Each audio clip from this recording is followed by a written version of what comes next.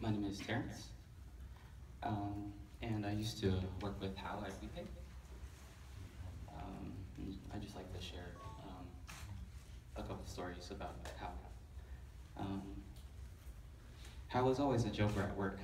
Um, he was great at breaking the ice, playing jokes on people to get them to lighten up.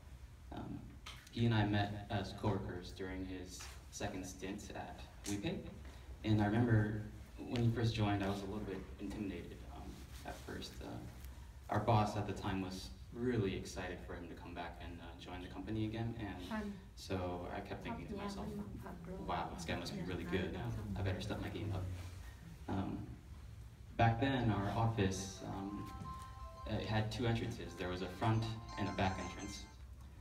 The back entrance shared its parking lot with the neighboring Fry's Electronics, and it was always unclear to me whether or not we were allowed to park there, but it was much closer to my desk, so I always ended up parking there. One day, I remember being particularly stressed about something at work. I think I spent the whole morning trying to figure it out, and it must have been pretty obvious because at lunch that day, Hal was like, "Hey man, let's go get some coffee later." We hadn't really interacted much at work till this point, and so I was kind of surprised. I told him, "I don't know, man. I'm kind of busy. Maybe later." And so I went back to my desk to work. About an hour later, though, my phone buzzed, and I got this weird text message from some unknown number, and it said, "Your Subaru with license plate 5HOX751 is being towed." I was like, what the heck? So I jumped up from my seat, I grabbed my keys, ran out the back door, started sprinting towards my car, fully expecting the worst. And when I got there, I found Hal standing there with that big Hal smile on his face. And he said, "All right, man, let's go get coffee now." That day, an almost daily 2 p.m. coffee break tradition was born. Together with our other really close coworker, Andre, those coffee breaks turned into dinners, and dinners turned into rock climbing, and climbing turned into weekend trips together, and weekend trips turned into meeting each other's girlfriends and talking about the future. Our relationship went from coworkers to friends to brothers really quickly. As I got to know Hal more as a person, two things became pretty clear.